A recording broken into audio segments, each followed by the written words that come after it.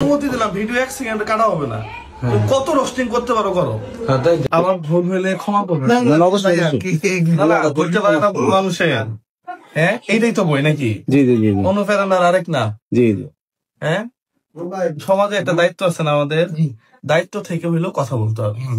হ্যাঁ আচ্ছা, অনুপ্রেরণার আরেক না বইয়ের মধ্যে কি আছে এটাকে দেখি, এরপরে এই বিষয়ে কথা বলি। আচ্ছা একটু যদি এভাবে বলি, দ্বিতীয় পত্র পদার্থ বিজ্ঞান একটা বই। হ্যাঁ জি, এটা একাদশ দ্বাদশ শ্রেণী। আচ্ছা থাক, আমরা নিব না। এই যে একাদশ দ্বাদশ শ্রেণী মানে ইন্টার লেভেলের একটা বই। জি জি। এর মধ্যে আপনারা তো জানেন বই কিনতে গেলে 60% পর্যন্ত ডিসকাউন্ট দেয়। হ্যাঁ অবশ্যই জি জানি।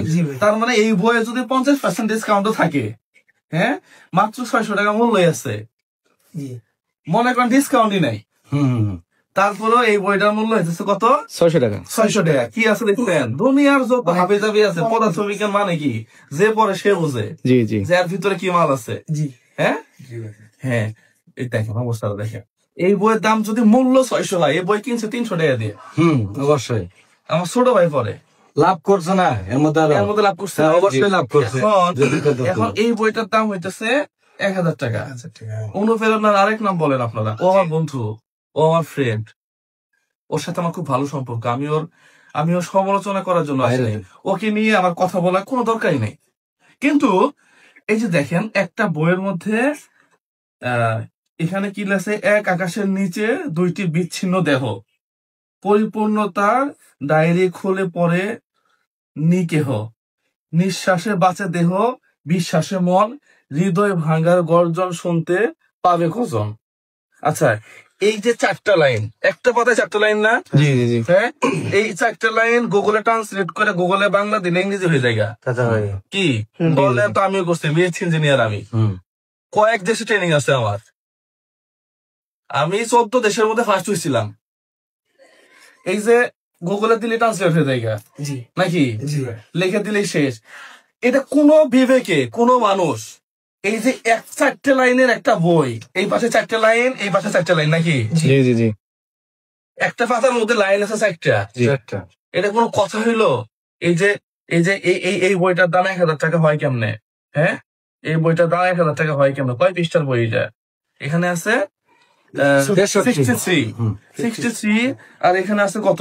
এখানে 1000-এর উপরে আছে না? হ্যাঁ হ্যাঁ হ্যাঁ, 1000-এর উপরে যাবে। এখানে তো 2-3 হাজার হবে। হ্যাঁ হ্যাঁ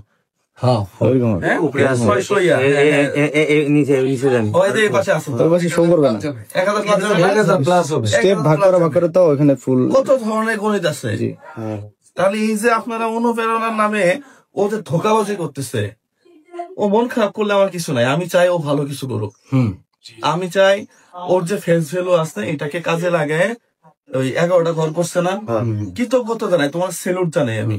তুমি এই কাজ করো, তোমার মনিটাইজেশন নাই, ইনকাম বন্ধ হয়ে গেছে, তুমি প্রয়োজনে আবার হোটেলে কাজ করো। সমস্যা কোথায়? ঠিক, সমস্যা তো কিছু নাই, কিন্তু মানুষকে ঠকাও কেন? এটা টোটালি ঠকানো। এই বইটার মধ্যে কোনো মেসেজ নাই। এই আমার এই ভিডিওতে যে মেসেজ আছে বইয়ের মধ্যে সেই মেসেজ নাই। ঠিক, তাহলে তুমি এই যে ছোট্ট একটা বই 1000 টাকা বিক্রি করলা, তুমি তো লেখকও না, ওকে ফাইন, তারপর তুমি একটা বই লিখছো, সমস্যা তো নাই। এটাকে তুমি 200 টাকা বললে বিক্রি করতা, আমরা কিনে বলতাম যে না বইটা সুন্দর, আসলে কিছু নাই বইটা। 4টা করে, প্রত্যেকটা দেখেন 4টা করে বাক্য। হ্যাঁ কি লিখছে এখানে? কিছু অপমানের প্রতিশোধ নিজে চায় না জীবন, সময় দিতে যোগ্য জবাব, এগুলা কি ছন্দ? এগুলা কিসের ছন্দ?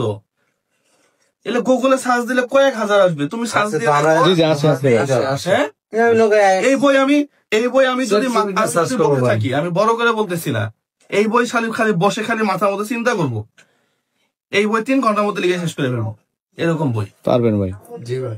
ছন্দ কিন্তু আমিও 2-1টা বানাইছি, আমার ভালো লাগে না। আমার কোনো ভালো লাগবে বানাবো আমি। ও যে ট্রেন চালু করছে খারাপ না, কিন্তু ও ব্রিলিয়ান্ট, ও ভদ্র ছেলে, ও ব্রিলিয়ান্ট। এসে গালিগালাজ করছে, ভদ্র ছেলে তুমি কেন গালিগালাজ করলা জামালপুরের মানুষকে? দরকার কি ছিল? তাই না? এইগুলো বাটপারি বাদ দাও। ওর আবার কিছু সঙ্গভঙ্গ আছে, ওরা কি আমার নিয়ে ইয়ে বানাবো নাকি? বানাই না আমাদের। আপনার হেটার্স বাংলাদেশে নাই ভাই। অনুমতি দিলাম, ভিডিও 1 সেকেন্ড কাটা হবে না। কত রোস্টিং করতে পারো করো। তাই তো। এই বইয়ের মধ্যে কি আছে তুমি মালটা দেখাই দাও আমারে, দেখানোর পরে বলো এই বইয়ের দাম 1000 টাকা কেমন হয়। কত রোস্টিং করবা করো, আমাকে নিয়ে করো। তাই তো। এই প্রফেশনে না থাকলে আমার সমস্যা নাই, আমার চাকরি আছে, আমার ব্যবসা আছে, পাশাপাশি আমি টিনের ঘরে ঘুমাইছি 6 মাস আগেও। এই বিল্ডিং এ ঘুমাইতে হবে এরকম কিছু না। জি ভাই, আমার ঘরের মধ্যে খাট ছাড়া কিছু আছে দেখছেন?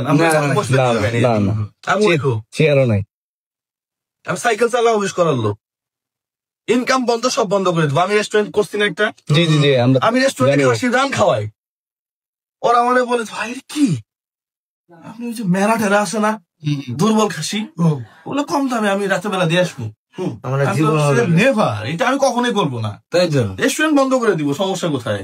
দেখছিলাম ওই ভিডিও। আমি দম বিরিয়ানি বিক্রি করি, ওই সোনালিটা 230 টাকা, ওখানে খরচ দিয়েছে আমার 200 টাকা। আমি জোর গলায় বলতেছি, আমি ঠকানো ব্যবসা করি না তো। 200 টাকার একটা বই 1000 টাকা। বাবা এই বইটার দাম 1000 টাকা কেমনে হয়?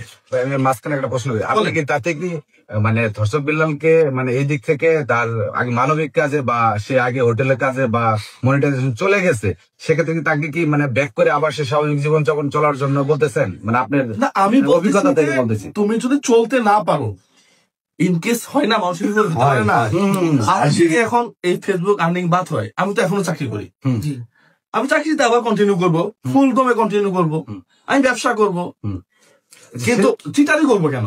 তাই তো, এদিকে আপনার কাছে চিটারি মনে হয় না? তা তো অবশ্যই। এক্স্যাক্টলি এর মধ্যে একজন 10,000 টাকা দিয়ে একটা বই নিছে তার কাছে, সে ভিডিওটা পোস্ট করছে, আমি দেখলাম। মানে সেক্ষেত্রে আপনি কি বলতে চান? সে একটা বইয়ের দাম 10,000 হাতে লেখা বইটা পাইতো, এমনকি এটাও লেখা নাই।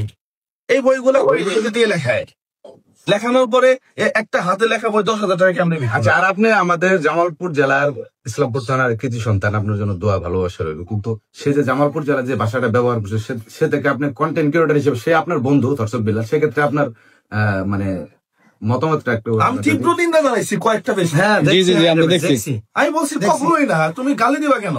আবার আরেকজন বলে যে গালির মূল্য নাকি কয়েকশো ডলার। গালির মূল্যের আবার ইয়া হয় কেন? ভাইরাল তো অনেকে, মামুনও ভাইরাল, এরপরে ওই ইয়াও ভাইরাল, বলে হিরো আলমও ভাইরাল, ইয়াও ভাইরাল। মানুষ চিনলেই সবকিছু না, সম্মানের জায়গাটা দরকার আছে। আর মানবতার দিক থেকে তো একটা ভিন্ন জিনিস। যেমন মামুন বিশ্বাস নামে একটা লোক আছে, যেমন সে তো সে যেভাবে কাজ করে, তার ব্যাপারে আপনি একটু কথা বলেন। মামুন বিশ্বাস, আমি একটা কথা এখন এইভাবে যদি শেষ করি, আমি কার কাছ থেকে টাকাটা নিছি তার জানার অধিকার আছে টাকাটা কোন জায়গায় খরচ হয়। মামুন বিশ্বাস লাস্ট আমার সাথে যখন দেখা হইলো, তখনও আমাকে বললো ভাইয়া আমি এইভাবে কাজ করি। আমি প্রথম যেটা করতাম, আমার ছোট ছোট কিছু ডোনার ছিল, রমি আপু আমার সবচেয়ে বড় ডোনার, হ্যাঁ, এবং সাজ্জাদ ভাই। তো আমি মাঝে মাঝে বলি না ইউএসএ থেকে আসছে, আবার রমি আপু দিছে।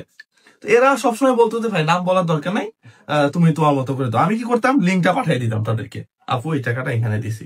কিন্তু মামুন বিশ্বাস আমাকে বলতেছিল যে জুয়েল ভাই একেবারে ওপেন করে। আমি দ্যাটস গুড, কারণ কাজ বড়। অতীতে যারা বিকাশ বাণিজ্য করছে বা কাজ করছে, তারা কিন্তু আপডেট গুলো দেয় নাই। আমার কথা হলো যে আমি 1 টাকা খরচ করব, সেই 1 টাকার হিসাব প্রত্যেকটা মানুষ জানবে। সেটাই তো। আমি কিন্তু এখন দেখেন মসজিদের কাজ হয়েছে প্রায় 5-5.5 লক্ষ টাকা, কোন জায়গা থেকে কত পয়সা আসছে